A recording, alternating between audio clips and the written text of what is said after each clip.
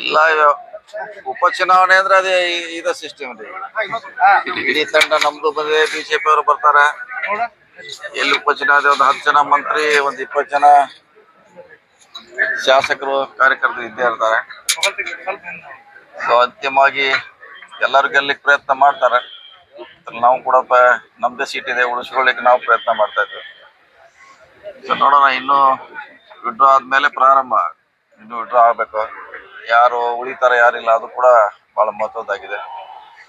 So withdraw ಆಗೋರಿಗೆ ಕಾಯೋಣ sir. ಸರ್ಕಾರ ಹಣಬಲ ತೋಳ್ಬಲವನ್ನ ಬಳಸಿಕೊಂಡು ಈ ಕ್ಷೇತ್ರವನ್ನ ಗೆಲ್ಲೋದಕ್ಕೆ ಹರಸಾಹಸ ಪಡಾಕದ. ಬಟ್ ಇದು ಕನಸು ಈಡೇರೋದಿಲ್ಲ ಅನ್ನೋದು BJP standard standard allegation Karnataka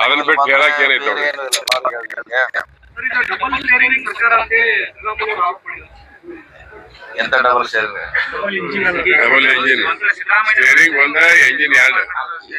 ಸರ್ಕಾರ ಅಂದ್ರೆ ಎಲ್ಲರದು ಸ್ವತಂತ್ರ ಇದೆ. ನಮ್ಮ ಪಕ್ಷದಲ್ಲಿ ಎಲ್ಲರೂ ಹೇಳಲಿಕ್ಕೆ ಅವಕಾಶ ಇದೆ, ಕೇಳಲಿಕ್ಕೆ ಅವಕಾಶ ಇದೆ.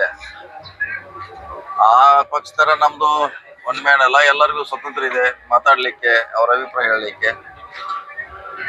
ಸೊ ಡಬಲ್ ಸ್ಟೇರಿಂಗ್ ಹೇಳಿದ್ರು, 3 ಸ್ಟೇರಿಂಗ್ ಅಂತ ಹೇಳಿದ್ರು ಏನ ಆಶೆ ನಡೀತಿದೆ. 3 ಸ್ಟೇರಿಂಗ್ ಇದ್ರು ಒಳ್ಳೇದು. ಡೆಲ್ಲಿ ಇದೆ, ಇಲ್ಲಿ 2 ಇದೆ, ಅದು ಮರ್ತಿದಾರ ಅವರು. ಸೊ ನಮ್ಮಲ್ಲಿ ಎಲ್ಲರಿಗೂ ಸ್ವತಂತ್ರ ಇದೆ ಹೇಳಲಿಕ್ಕೆ. ಹಿಂಗಾಗಿ ಡಬಲ್ ಸ್ಟೇರಿಂಗ್ ಅಂತ ಹೇಳಿದ್ರು ಆಶ್ಚರ್ಯ ಪಡಬೇಕಾಗಿಲ್ಲ. ದಾವಣಗೆರೆಯಲ್ಲಿ ಬಿಜೆಪಿ ಅವರು ನಾಯಕ ಸಮುದಾಯಕ್ಕೆ ಒಂದು ಅಭ್ಯರ್ಥಿ ಘೋಷಣೆ ಮಾಡಿದ್ದಾರೆ. ಅದು ಇಲ್ಲೇ ಮತ್ತು ಅಲ್ಲಿ ಎರಡು ನಾಯಕ ಜನಾಂಗದವರು, ವಾಲ್ಮೀಕಿ ಸಮುದಾಯದವರು ಪರಿಣಾಮ ಬರುತ್ತಂತ. ಕಾಂಗ್ರೆಸ್ ಪಾರ್ಟಿ ಕಿ ಬಂಧುಗಳೇ, ವೇದಿಕೆಯಲ್ಲಿರುವಂತ ನಮ್ಮ ಮುಖ್ಯಮಂತ್ರಿಗಳಂತ ಸಿದ್ದರಾಮಯ್ಯ ಸಾಹೇಬ್ರೆ, ನನ್ನ ಸಹೋದ್ಯೋಗಿಗಳಂತ ಸತೀಶ್ ಅವರೇ, ಎಂ ಬಿ ಪಾಟೀಲ್ ರವರೇ, ತಿಮ್ಮಾಪುರ್ ಅವರೇ, ಶಿವಾನಂದ್ ಅವರೇ, ಪ್ರಚಾರ ಸಮಿತಿ ಅಧ್ಯಕ್ಷರಂತ ವಿನಯ್ ಕುಮಾರ್ ಸೊರ್ಕಿ ಅವರೇ, ನಮ್ಮ SR ಪಾಟೀಲ್ ರವರು, ನಮ್ಮ AICC ಸೆಕ್ರೆಟರಿ ಬಂದಿದ್ದಾರೆ, ಪಳನಿಯಪ್ಪನವರು, ಎಲ್ಲ ನಮ್ಮ ವರ್ಕಿಂಗ್ ಪ್ರೆಸಿಡೆಂಟ್ ಇದ್ದಾರೆ, ಎಲ್ಲ ನಮ್ಮ ಸ್ಥಳೀಯ ಎಲ್ಲ ಶಾಸಕರಿದ್ದಾರೆ, ಜಿಲ್ಲಾ ಕಾಂಗ್ರೆಸ್ ಅಧ್ಯಕ್ಷರಿದ್ದಾರೆ, ಅಜಯ್ ಕುಮಾರ್ ಸರ್ನಾಯಕ್ ಇದ್ದಾರೆ, ಕಾಶಪ್ಪನವರು, ನಮ್ಮ ಭೀಮ್ಸೇನ್, ಶಿಮನ್ ಕಟ್ಟಿ, ಇನ್ನೆಲ್ಲರೂ ಕೂಡ ಇದ್ದಾರೆ. ನಮ್ಮ ಮಾಜಿ ಶಾಸಕರು, ನಮ್ಮ ಗೌಡ್ರು ಮಗ ಆನಂದ್ ನ್ಯಾಮಗೌಡ್ರು ಇದ್ದಾರೆ, ಇನ್ನೆಲ್ಲರೂ ಕೂಡ ಇದ್ದಾರೆ. ಯಶವಂತ ರಾಯ್ ಗೌಡ್ ಪಾಟೀಲ್ ಇದ್ದಾರೆ, ನಮ್ಮ ಪಾರ್ಲಿಮೆಂಟ್ ಕ್ಯಾಂಡಿಡೇಟ್ JT ಪಾಟೀಲ್ ಇದ್ದಾರೆ, ಅಶೋಕ್ ಮನ್ಗಳು ಇದ್ದಾರೆ, ಇನ್ನೆಲ್ಲರೂ ಕೂಡ ಇದ್ದಾರೆ. ನಮ್ಮ ಪಾರ್ಲಿಮೆಂಟ್ ಕ್ಯಾಂಡಿಡೇಟ್ ಹೆಣ್ಮಗಳು ಕೂಡ ಇದ್ದಾರೆ, ನಮ್ಮ ಶಿವಾನಂದ ಪಾಟೀಲ್ ಮಗಳು ಸಂಯುಕ್ತ ಪಾಟೀಲ್ ಅವರು. ಇವತ್ತು ನಾನು ಬರ್ತಾ ಇರ್ತೀನಿ, ವೀಣಾ ಕಾಶ್ಯಪ್ನವರಿದ್ದಾರೆ, ನಾವೆಲ್ಲ ಕೂಡ ಬರ್ತಾ ಇರ್ತೀವಿ. ಈ ಎಲೆಕ್ಷನ್ ನಮ್ಮ ತಿಮ್ಮಾಪುರು ಕೆಲವು ವಿಚಾರಗಳನ್ನ ಪ್ರಸ್ತಾವನೆ ಮಾಡಿದ್ದಾರೆ. ಮೊನ್ನೆ ತಾನೇ ನಾವೆಲ್ಲ ಮೆಡಿಕಲ್ ಕಾಲೇಜು ಭೂಮಿ ಪೂಜೆಗೆ ಬಂದಿದ್ದು. ಯಾಕೆ ಮೇಟಿ ಅವರು ಬೇಕು ಅಂತ ಹೇಳ್ತಾ ಇದ್ರು ಅಂದ್ರೆ, ಪ್ರೈವೇಟ್ ಮೆಡಿಕಲ್ ಕಾಲೇಜಲ್ಲಿ ಬಡವರಿಗೆ ಅನುಕೂಲ ಆಗ್ತಿರ್ಲಿಲ್ಲ, ಅಲ್ಲಿ ಸುಲಿಗೆ ನಡೀತಿತ್ತು, ಬಡವರಿಗೆ ಸಹಾಯ ಮಾಡಕ್ ಆಗ್ತಿರ್ಲಿಲ್ಲ. ಅದು ಬೇಕು ಅಂತೇಳಿ ಎಲ್ಲ ಜಿಲ್ಲಾ ಶಾಸಕರ ಜೊತೆಯಲ್ಲಿ ಇಟ್ಕೊಂಡು ಮುಖ್ಯಮಂತ್ರಿಗಳ ಮೇಲೆ ಒತ್ತಡ ತಂದು ಹಿಂದೆ ಕೂಡ ಅನೌನ್ಸ್ಮೆಂಟ್ ಮಾಡಿದ್ದನ್ನ ಬಿಜೆಪಿಯವರು ಕೂಡ ಅಧಿಕಾರಿ ಅದಕ್ಕೆ ಒಂದು ಜೀವ ಕೊಟ್ಟಿರಲಿಲ್ಲ. ಅವ್ರು ಬೇಕಾದ ಕಡೆ ಅವ್ರು ಮಾಡಿದ್ರು. ಇಲ್ಲಿ ಬಿಜೆಪಿ ಶಾಸಕರಿದ್ರು ಕೂಡ ಆ ಸರ್ಕಾರ ಇದ್ದಾಗ ಕೂಡ ಅವರು ಮಾಡಕ್ ಹೋಗಿರ್ಲಿಲ್ಲ.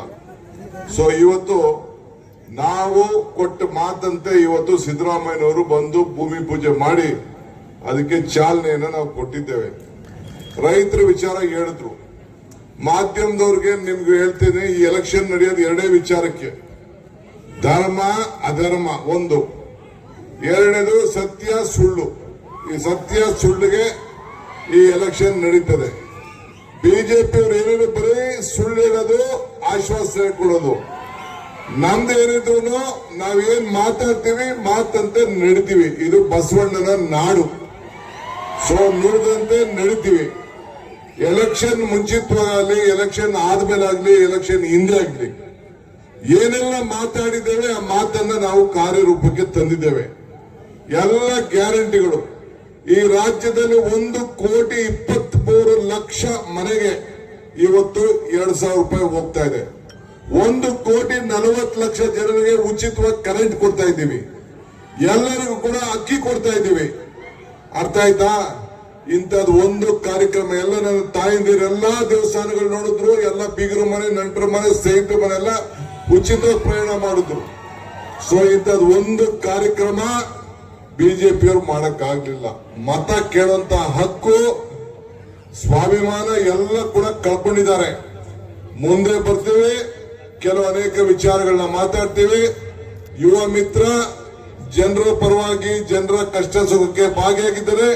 ಇಡೀ ಸರ್ಕಾರ ಉಮೇಶ್ ಮೇಟಿ ಜೊತೆನೆ ಇದೆ ಅನ್ನೋ ಮಾತನ್ನ ಈ ಸಂದರ್ಭದಲ್ಲಿ ಹೇಳಿ ಅತಿ ಹೆಚ್ಚು ಮತದಿಂದ ಆಯ್ಕೆ ಮಾಡಬೇಕು. ನಮ್ಮ ಚರಂತಿ ಮಠರವರು ಇಂಡಿಪೆಂಡೆಂಟ್ ಆಗಿ ನಿಂತಿದ್ರು, 10,000 ಓಟ್ ತಗೊಂಡು ಅವರು ಕೂಡ ಸಂಪೂರ್ಣವಾಗಿ ಅವರ ಬೆಂಬಲವನ್ನ ವ್ಯಕ್ತಪಡಿಸಿದ್ದಾರೆ. ಇನ್ನು ಬಹಳ ಜನ ಬಿಜೆಪಿ ನಾಯಕರುಗಳು ಸೇರಿದ್ದಾರೆ. ಆ ಪಟ್ಟಿನ ಸದ್ಯದಲ್ಲಿ ನಾವು ಬಿಡುಗಡೆ ಮಾಡಿ ನಿಮ್ ಮುಂದೆ ನಾವು ಸೇರಿಸ್ತೀವಿ. ಎಲ್ಲರಿಗೂ ನಮಸ್ಕಾರ. ಕೆಪಿಸಿಸಿ ಅಧ್ಯಕ್ಷರಿಗೆ ಧನ್ಯವಾದಗಳು. ನಮ್ಮನ್ನು ಗುರುತಿಸಿ ನಮ್ಮ ಅಕ್ಕ, ನಮ್ಮ ಅಣ್ಣ, ನಮ್ಮ ಎಲ್ಲ ತ್ಯಾಗ ಮಾಡಿ ನನ್ನನ್ನು ಆಯ್ಕೆ ಮಾಡಿ. ಸರ್, ಈಗ ಮಹಾದೇವಿ ಮೇಟಿಯವರು ಬಂಡಾಯ ಏನು ನಾನು ಕೂಡ ಅಭ್ಯರ್ಥಿ ಅಂತ ಹೇಳಿದ್ರು, ಅವ್ರು ಹಿಂದೆ ತಗೊಳ್ತಾರೋ ಏನು ಸರ್? ಅವರು ಸಂಪರ್ಕ ಮಾಡಿ ಬಂದಿರೋ ಅವ್ರ ಅರ್ಜಿ ಕೊಟ್ಟೇ ಇಲ್ಲ, ಹಿಂತಕೊಳ್ಳೋ ಪ್ರಶ್ನೆ ಸರ್. ಈಗ ನಿಮಗೆ ಪರ್ಸನಲ್ ಆಗಿ ತುಂಬಾನೇ ನಿಮ್ಮ ಕುಟುಂಬದಲ್ಲೇ ಒಂದ್ ಕಡೆ ಮಲ್ಲಿಕಾರ್ಜುನ್ ಮೇಟಿ ಸಿಗುತ್ತೆ, ಅಥವಾ ತಾವು ಕೂಡ ಪ್ರಬಲ ಆಕಾಂಕ್ಷಿಗಳಾಗಿದ್ದೀರಿ, ಮಹಾದೇವಿ ಅವರು ಕೂಡ ಆಗಿದ್ರು, ಎಲ್ಲರೂ ಕೂಡ ನನ್ನ ಆಯ್ಕೆ ಮಾಡ್ಯಾರ. ಮನೆಯವರು ಆಯ್ಕೆ ಮಾಡಿ ಅವ್ರು ಹೇಳಿ ಮಾಡಿಕೊಟ್ಟಿದ್ದಾರೆ. ಸಜ್ಜಾಗಿದೆ, ರೆಡಿ ಇದೆ, ಚುನಾವಣೆ ಮಾಡಕ್ಕೆ ರೆಡಿ ಇದೆ. ಹೊಸ ಚುನಾವಣೆ ಇಲ್ಲ, ನಮ್ಮ ತಂದೆ ಇದ್ದಾಗ ಸಾಕಷ್ಟು ಚುನಾವಣೆ ಮಾಡ್ಯಾರ. ಕುಟುಂಬದಲ್ಲಿ ಯಾವುದೇ ಅಸಮಾಧಾನ ಇಲ್ಲ, ಇಲ್ಲ ಯಾವುದೇ ಯಾವುದೇ ಹುದ್ದೆ ಅಲಂಕರಿಸದೆ ನೇರವಾಗಿ ಟಿಕೆಟ್ ಅನ್ನ ಲಭಿಸಿರ್ತಕ್ಕಂಥದ್ದು ಸರ್. ಅವ್ರಿಗೆ ಎಲ್ಲರೂ ಒಪ್ಪೆ ನನಗೆ ಕೊಡಿಸಿದ್ದಾರೆ. ಅಲ್ಲ, ಈಗ ಎಲ್ಲೂ ಕೂಡ ಅವ್ರು ಕಾಣ್ತಾನೆ ಇಲ್ವಲ್ಲ, ಯಾಕಂದ್ರೆ ಅವರು ಬರ್ತಾರೆ. ಪ್ರಚಾರಕ್ಕೆ ಇನ್ನೂ ಚೆನ್ನಾಗಿದೆ. ನಾಳೆ 12ವರೆಗೆ, ನಾಳೆ 12ವರೆಯಿಂದ 2ವರೆಗೆ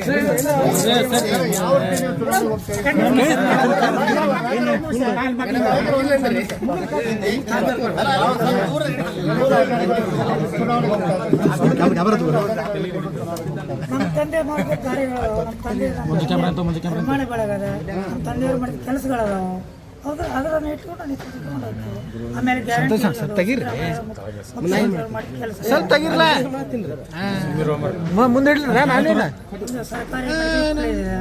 ಸಿದ್ದರಾಮಯ್ಯ ಉದ್ಘಾಟನೆ ಮಾಡೋದು.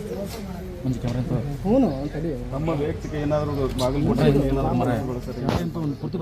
ಏನಾದ ಜಿಲ್ಲಾ ಅಧ್ಯಕ್ಷರು, ಮುಖ್ಯಮಂತ್ರಿ ಇದ್ದಾರೆ, ನಮ್ಮ ಸಮೂಹ ಅದ, ಅಭಿಮಾನಿಗಳದ, ಕಾಂಗ್ರೆಸ್ ಕಾರ್ಯಕರ್ತರು ಎಲ್ಲರೂ ಲೀಡರ್ಸ್ ಅದಾರ. ಅವರೆಲ್ಲ ಕೇಳ್ಕೊಂಡು ಏನಾದ್ರು ಮಾಡ್ಕೊಂಡು ಸರ್. ಈಗ ತಾವು